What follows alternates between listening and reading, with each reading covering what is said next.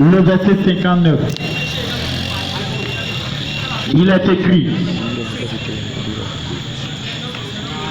les principaux sacrificateurs et tout le Sanhédrin cherchaient quelques faux témoignages contre Jésus, suffisants pour le faire mourir, mais ils n'en trouvaient point, quoique plusieurs faux témoins se soient présentés enfin.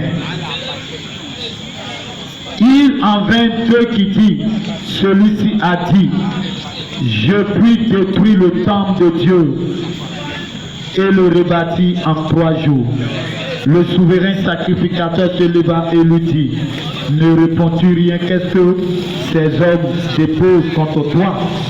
Jésus garda le silence, et le souverain sacrificateur, prenant la parole, lui dit: je t'adjure par le Dieu vivant de nous dire si tu es le Christ, le Fils de Dieu. Jésus lui répondit: tu l'as dit de plus, je vous le déclare, vous verrez désormais le Fils de l'homme assis à la droite de la puissance de Dieu. Alléluia. Gloire à Jésus. Alléluia. Que le Seigneur te bénisse. Nous allons lire le verset 65 et 68 de ce même chapitre. Verset 65 de Matthieu chapitre 26. Verset 65. Alors le souverain sacrificateur déchira ses vêtements, disant: il a blasphémé. Qu'avons-nous encore besoin de témoins? Voici, vous venez d'entendre son blasphème. Que vous ensemble? Il répondit: il mérite la mort. Là-dessus, il lui crachait au visage et lui donnait des coups de poing et des soufflets en disant: Christ, prophétise, dis-nous qui t'a frappé. Alléluia. Ce soir, le thème qui nous réunit, c'est toi aussi, Jésus-Christ t'aime. Alléluia. Et les versets que nous venons de lire, il s'agit du livre de Matthieu chapitre 26. La Bible dit que Jésus-Christ est venu sur la terre pour un seul but.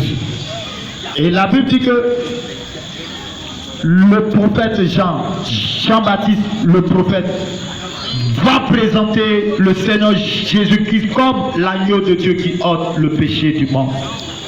Et si Jésus est venu sur la terre, c'est à cause du péché. Alléluia. Et la Bible dit que lorsque Adam et Ève ont péché, l'homme était séparé de Dieu. Amen. Donc si Jésus doit venir sur la terre, si Jésus doit descendre des cieux pour venir sur la terre, c'est parce qu'il nous aime. Et parce qu'il nous aime, la Bible nous dit que lorsqu'il est venu sur la terre, Jésus avait un seul but. C'était de racheter l'homme du pouvoir du péché. Et la Bible dit que l'homme ne pouvait pas se défaire du péché, du pouvoir du péché. L'homme ne pouvait pas se libérer des œuvres des ténèbres. Lorsque l'homme a péché, l'homme était contrôlé par le péché. L'homme était contrôlé par Satan. L'homme n'avait plus de liberté. L'homme n'avait plus de paix. L'homme était oppressé par l'ennemi. Alléluia. Et la Bible dit que Jésus va prendre la décision de venir sur la terre. Et Jésus se lève et il vient sur la terre. Et la Bible dit que lorsqu'il est venu, il a d'abord enseigné le royaume de Dieu qui était sur la terre. Et la Bible dit qu'il a fait du bien. Et la Bible dit que Jésus disait qu'il était le Fils de Dieu. Et si les gens l'ont condamné, c'est à cause de sa nature de Dieu. Et ce texte que nous venons de lire, la Bible dit que les souverains sacrificateurs cherchait un argument dans le but de l'accuser, dans le but de le condamner. Je ne sais pas, ce soir, qui est en train de chercher des arguments dans le but de te faire du mal. Mais ce que je sais, c'est que Jésus-Christ, la Bible dit que les souverains sacrificateurs cherchaient des fautes, cherchaient des défauts en Jésus dans le but de l'accuser, dans le but de le condamner à la mort. Et ce soir, je ne sais pas qui est en train de chercher des faiblesses dans ta vie, dans le but de t'exécuter, dans le but de te détruire, dans le but de te tuer. Mais laisse-moi te dire ce soir que la Bible dit, toi aussi, Jésus-Christ t'aime. Si Jésus-Christ est venu sur la terre, dans le but de te libérer, dans le but de te sauver, c'est parce qu'il t'aime. Et la Bible dit que les gens ont cherché partout. D'autres sont venus mentir. D'autres sont venus dire qu'il a dit qu'il allait détruire le temple et puis reconstruire le temple en 3 jours. Et la Bible dit que tout ce qu'ils ont dit, ces témoignages, ces témoins qui étaient venus, leur témoignage ne tenait pas. Et la Bible dit que le souverain sacrificateur va poser la question à Jésus. Il va lui demander, es-tu le Christ? Et Jésus va lui dire, je le suis. Alléluia. Gloire à Jésus. Si Jésus a été interrogé sur sa nature de Dieu, sur sa nature d'enfant de Dieu, sur sa nature de fils de Dieu, et que Jésus a affirmé qu'il est le Fils de Dieu. Et la Bible dit que lorsqu'ils ont entendu cette parole, ils ont dit que c'était un blasphème. Et la Bible dit, le souverain sacrificateur va ordonner qu'on déchire les vêtements de Jésus. Est-ce que tu sais que lorsque les gens ont interrogé Jésus, lorsque les gens ont traîné Jésus devant des souverains sacrificateurs, la Bible dit qu'ils n'ont pas trouvé de faute en Jésus. Parce que Jésus ne pratique pas le péché. Jésus ne fait pas le péché. Si Jésus est venu sur la terre, c'est à cause de ton péché et à cause de mon péché. Alléluia. Jésus est venu sur la terre à cause de ton péché.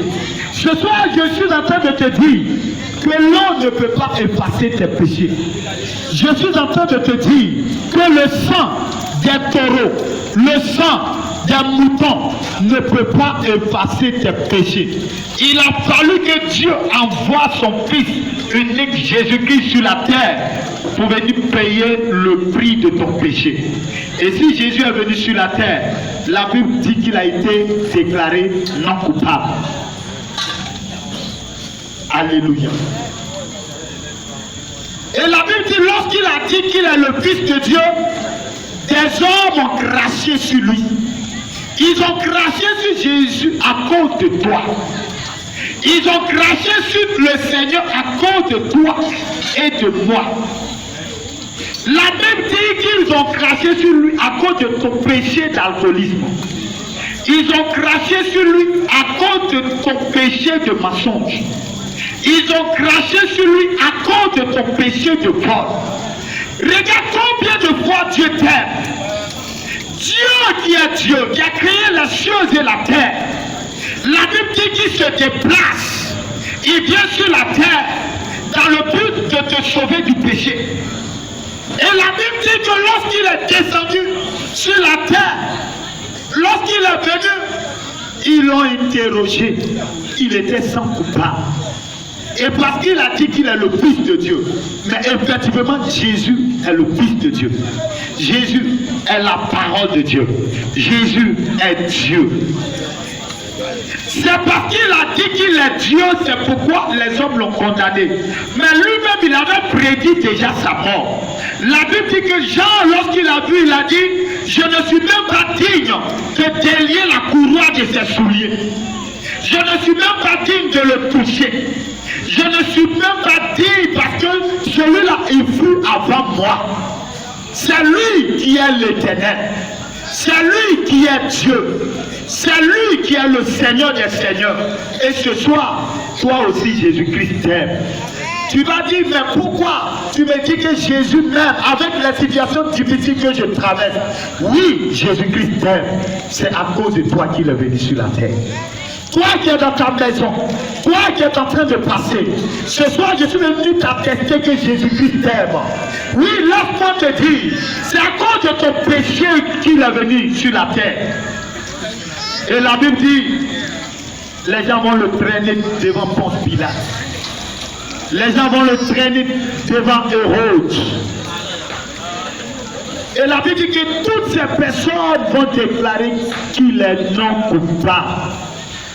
Alléluia.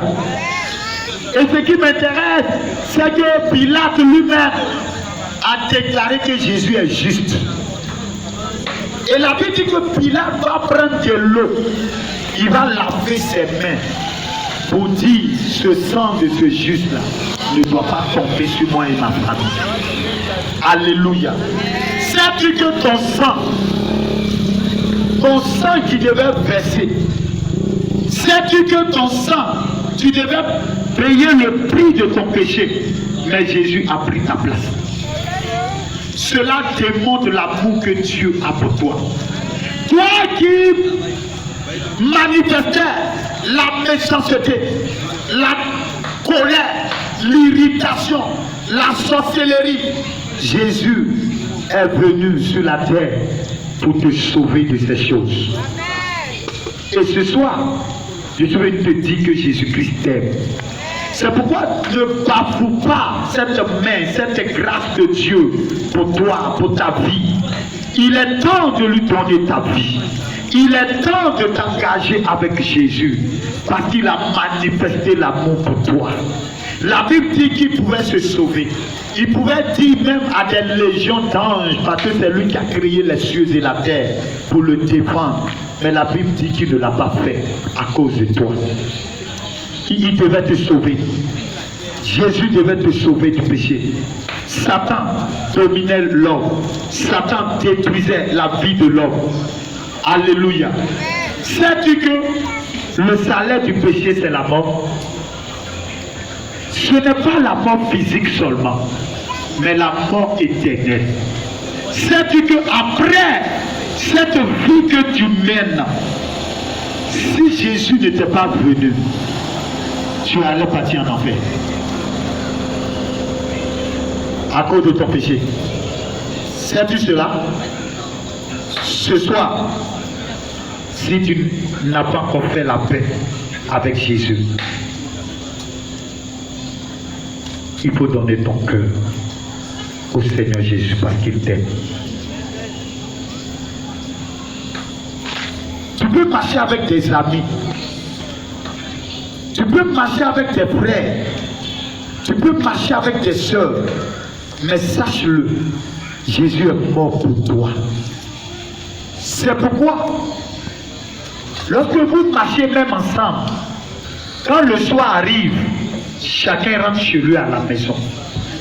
Donc il ne faudrait pas qu'une personne t'empêche de donner ta vie à Jésus. Jésus est venu mourir pour toi. Et la Bible dit que lorsque ça a été fait, le peuple a crié très fort, crucifiez-le. Crucifiez-le. Et la Bible dit que devant un tribunal satanique,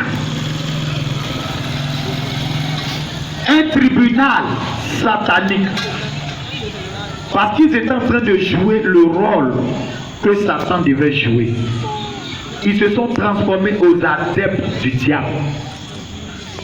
Alléluia. Je ne sais pas quel est le tribunal qui te condamne. Quel est le tribunal satanique qui se sont réunis dans le but de te condamner, dans le but de dire cette année 2023, cette jeune fille doit mourir, ce jeune homme doit mourir. Oui, nous devions le tuer parce que tous ceux qui sortent de sa famille doivent mourir. C'est pourquoi l'occasion pour moi est de te dire, il y a lieu de te cacher en Jésus. C'est en Jésus que tu peux te cacher. C'est en Jésus que tu peux te réfugier.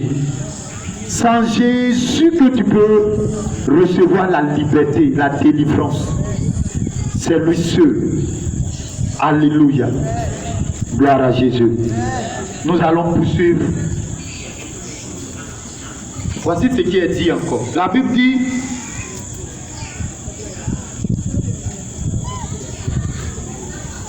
dans le livre de Matthieu chapitre 27, le verset 23.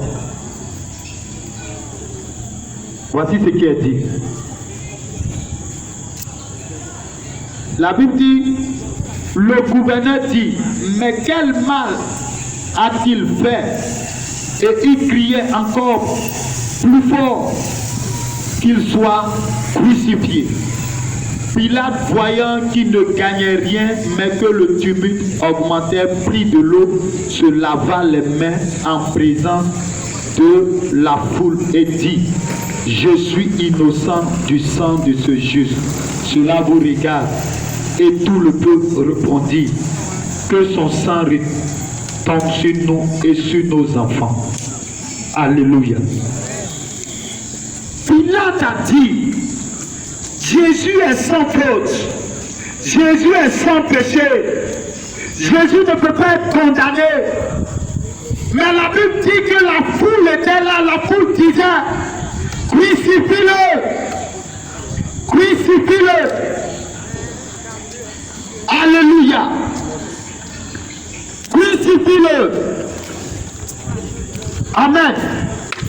Et Pilate a pris de l'eau pour laver sa main pour dire, le sang de ce juste-là, ça ne doit pas tomber sur moi et ma femme. Et la Bible dit, la foule dit, que son sang retombe sur nous. Amen. Regarde combien de fois Jésus a souffert à cause de toi et de moi. Regarde combien de fois Jésus-Christ t'aime. Tu ne peux pas imaginer cet amour que Jésus a manifesté pour toi. Donc quand on te dit que Jésus-Christ t'aime, tu dis, mais en quoi est-ce que Jésus t'aime? Si tu n'as pas mangé, tu trouves que le Seigneur n'a rien fait pour toi. Non! Si tu mourais sans connaître Jésus, tu devais aller directement en enfer, dans le feu éternel. Amen. Dans le feu éternel. C'est pourquoi tous ceux qui n'ont pas Jésus, qui ne lui ont pas encore donné leur vie, l'occasion leur est donnée de donner leur vie à Jésus. Parce que celui qui meurt sans Jésus, le salaire de son péché va l'atteindre pour l'enfer. Oh, Jésus est venu déjà payer le prix du péché. Le prix de ton péché. Le prix de ta souffrance. La Bible dit la souffrance qu'on devait porter, il a porté cette souffrance-là sur lui. Et la Bible dit qu'ils ont dit crucifie-le. Crucifie-le. Et la décision avait été arrêtée. Donc Jésus devait aller tout droit à Golgotha. On partait le crucifier. Mais ce qui était marrant, la Bible dit les gens le giflaient. Et puis on lui demande, prophétise. On nous dit qui t'a giflé? On lui donnait des coups de poing. Et puis on dit, faut prophétiser. Dis-nous Jésus qui t'a giflé. Mon frère, ma soeur, Jésus a connu la douleur à cause de toi. Jésus a connu la souffrance à cause de toi. C'est pourquoi ce soir, ne laisse pas un homme t'empêcher d'hériter le paradis de Dieu. N'empêche pas quelqu'un d'accepter Jésus également. Jésus a souffert pour toi. Jésus est mort pour toi. Les gens l'ont bastonné. Les hommes l'ont frappé.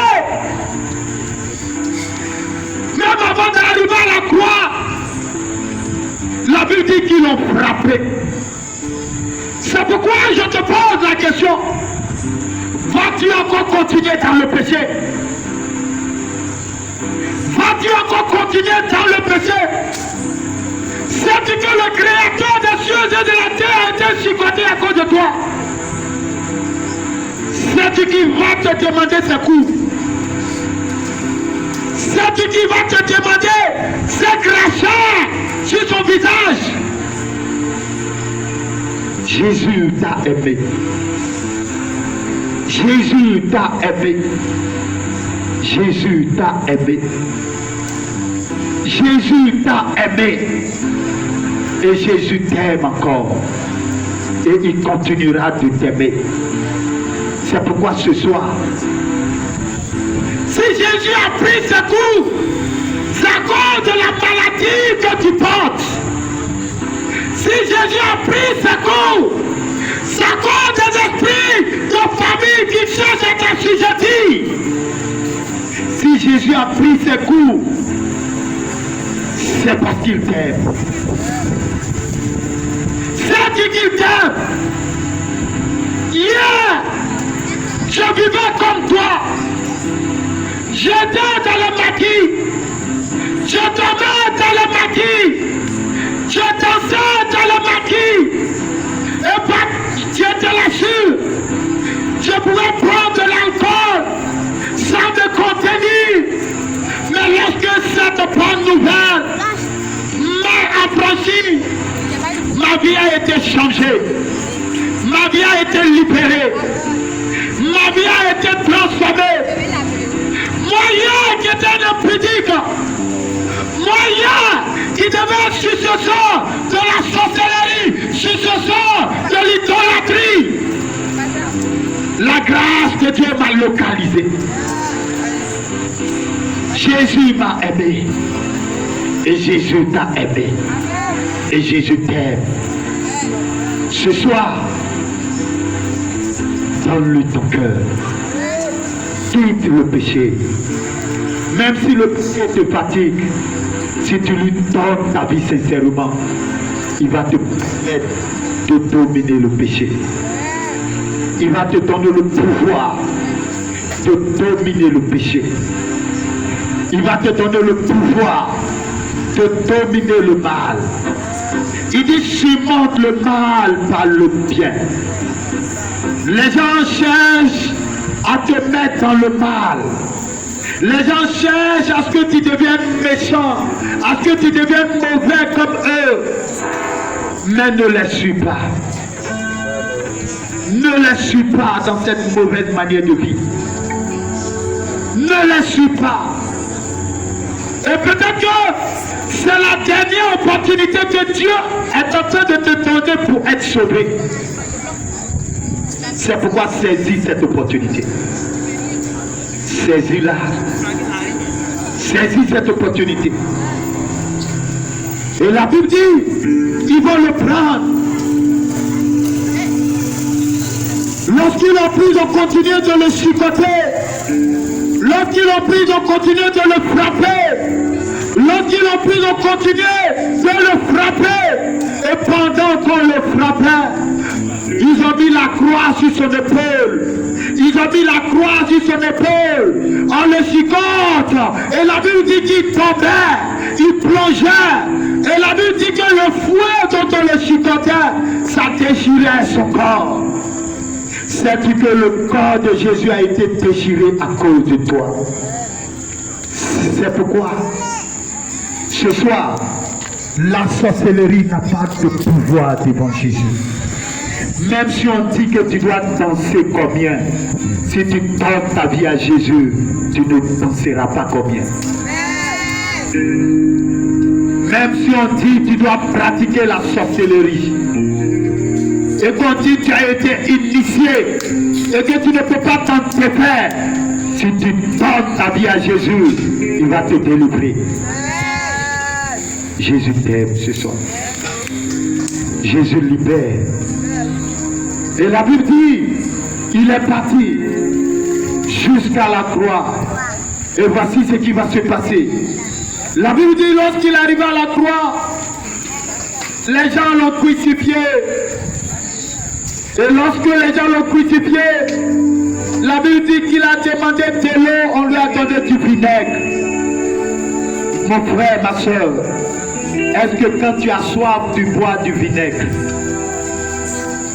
Est-ce que quand tu as soif, tu bois du vinaigre? Imaginez ses lèvres coupées par le coup de poing, son visage défiguré, et il demande de l'eau. On lui amène du vinaigre pour mettre dans la bouche. On fait passer l'éponge de vinaigre sur son visage. Jésus a connu la douleur à cause de toi.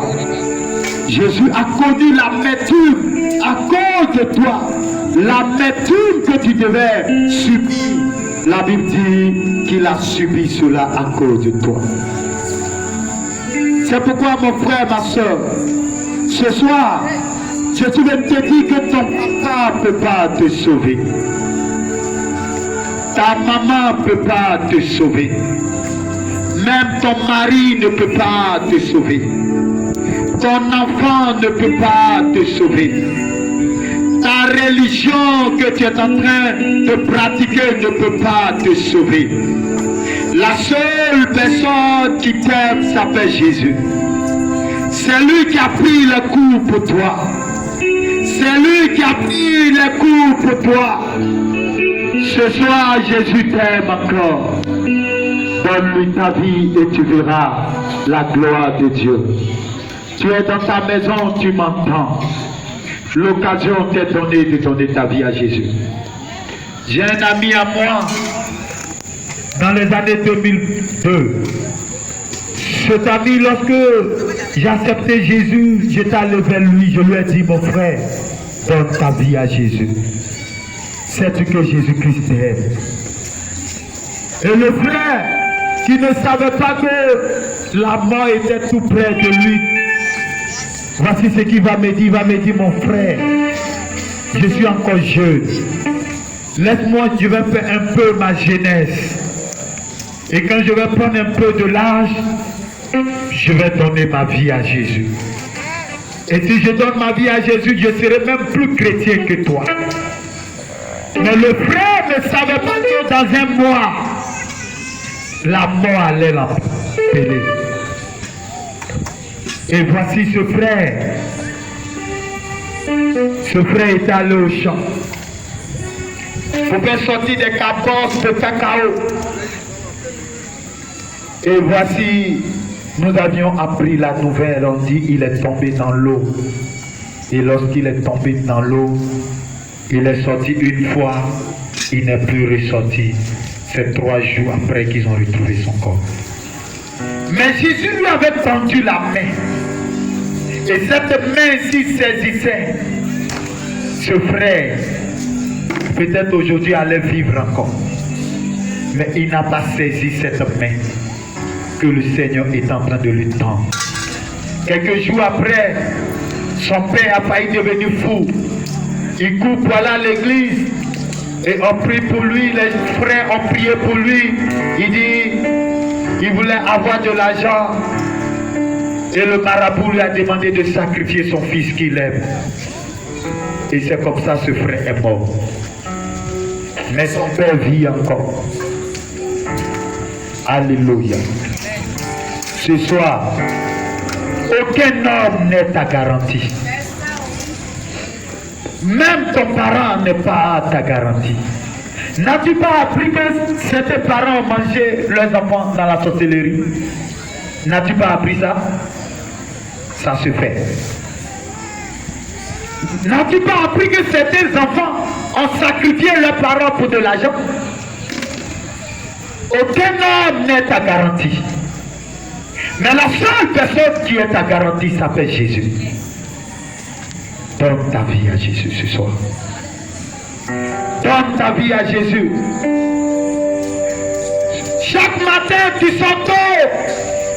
Tu vas dans tes occupations. Tu vas chercher de l'argent. Mais donne ta vie à Jésus. Car l'argent ne peut pas te sauver. Les belles maisons ne peuvent pas te sauver. Les belles filles ne peuvent pas te sauver. Les belles maisons ne peuvent pas te sauver. C'est Jésus qui t'aime. C'est lui qui a donné sa vie pour toi. Alléluia. Et je suis en train de finir pour ce soir. Et la Bible nous dit, au verset 45, la Bible nous dit au verset 45, voici ce qu'il nous a dit. La Bible dit depuis la 6e heure jusqu'à la 9e, il y eut des ténèbres sur toute la terre. Et vers la 9e heure, Jésus s'écria d'une voix forte, Élie, Élie, lama sabachthani, c'est-à-dire mon Dieu, pourquoi m'as-tu abandonné? Quelques-uns de ceux qui étaient là, l'ayant entendu dire, il appelle Élie, et aussitôt l'un de courut prendre une éponge qui remplit de vinaigre, et l'ayant fixé à un roseau, il lui donna à boire. Mais les autres disaient, laisse, voyons si Élie viendra le sauver. Jésus poussa de nouveau un grand cri et rendit l'âme, et rendit l'esprit. Et voici le voile du temple se déchira en deux, depuis le haut jusqu'en bas. La terre trembla, les rochers se fendirent, les sépulcres s'ouvrirent, et plusieurs corps des saints qui étaient morts ressuscitèrent. Alléluia. Est-ce que tu peux acclamer pour la parole?